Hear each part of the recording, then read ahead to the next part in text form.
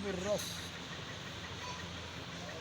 رس لغت میں پرانے کنویں کے معنی میں آیا ہے، اس لیے اصحاب الرس کے معنی ہوئے کنویں والے۔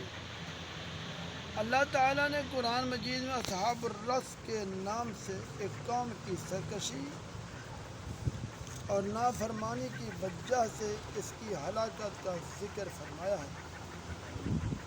چنانچہ سورہ فرقان میں ارشاد ہے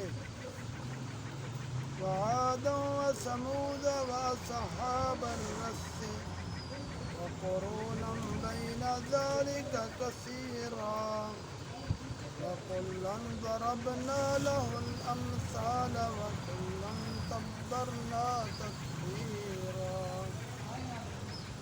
اور عاد اور ثمود اصحاب الرس کو اور ان کے درمیانی زمانے کی بہت سی قوموں کو ہم نے ہلاک کر دیا، اور ہم نے ہر ایک کے واسطے مثالیں بیان کی، اور ہم نے ان سب کو تباہ کر کے مٹا دیا۔ سورہ کہف میں ہلاک شدہ قوموں کی فہرست بیان کرتے ہوئے اللہ تعالیٰ نے اس طرح فرمایا کذبت قبلہم قوم نوح واصحاب الرس وثمود وعاد وفرعون واخوان لوط واصحاب الایکة وقوم تبع كل كذب الرسل فحق وعید۔ ان سے پہلے بھی نوح کی قوم اور اصحاب الرس اور ثمود، عاد، فرعون، برادران لوط، اصحاب ایکا، تبع کی قوم، ان میں سے ہر ایک نے رسولوں کو جھٹلایا تو ان سب پر میرا عذاب لازمی طور پر آ گیا۔ اصحاب الرس سے کون تھے، کہاں رہتے تھے، اس بارے میں مفسرین کے اقوال ہیں۔ علامہ ابن جریر کی رائے ہے کہ رس کے معنی غار کے بھی آتے ہیں، اس لیے اصحاب الخدود گڑھے والوں ہی کو اصحاب الرس بھی کہتے ہیں۔ قول دوم، اصحاب الرس قوم عاد سے بھی صدیوں پہلے ایک قوم کا نام ہے۔ یہ لوگ جس جگہ آباد تھے وہاں اللہ تعالیٰ نے ایک پیغمبر حضرت حنظلہ بن صفوان کو مبعوث فرمایا تھا۔ اس سرکش قوم نے اپنے نبی کی بات نہ مانی اور کسی طرح بھی حق کو قبول نہیں کیا، بلکہ اپنے پیغمبر کو قتل کر دیا، جس کی سزا میں پوری قوم عذاب الہی سے ہلاک و برباد ہو گئی۔ قول پنجم، اصحاب الرس کی آبادی میں ایک بہت بڑا کنواں تھا جس کا پانی وہ لوگ پیتے تھے اور اس سے اپنے کھیتوں کی آبپاشی بھی کرتے تھے۔ ان لوگوں نے گمراہ ہو کر اپنے پیغمبر کو قتل کر دیا تھا، اس جرم میں عذاب الہی اتر پڑا اور یہ پوری قوم ہلاک و برباد ہو۔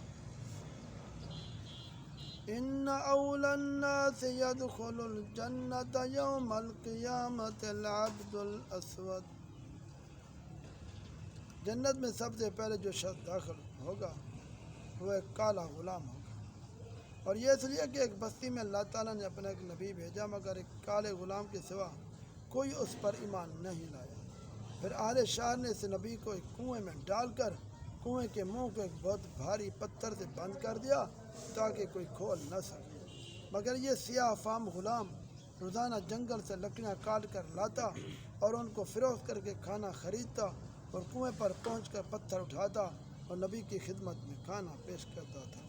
کچھ دنوں کے بعد اللہ تعالیٰ نے اس غلام پر جنگل میں نیند طاری کر دی اور یہ 1400 سال تک سوتا ہی رہ گیا۔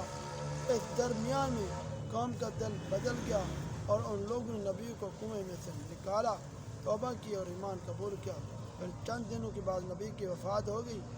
14 سال کے بعد جب کالے غلام کی آنکھ کھلی تو اس نے سمجھا کہ میں چند گھنٹے سویا ہوں۔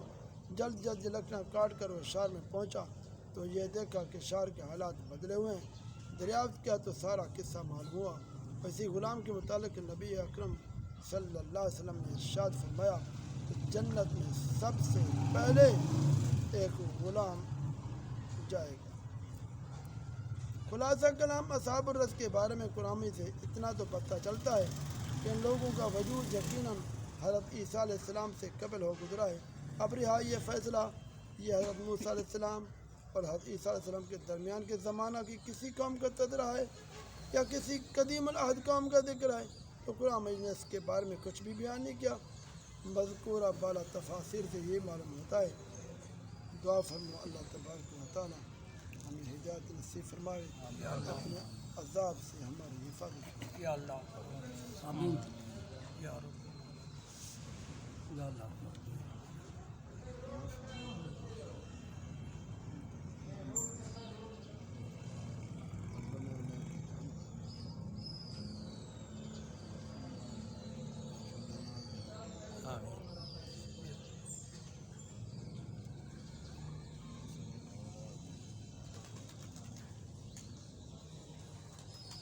لا الہ الا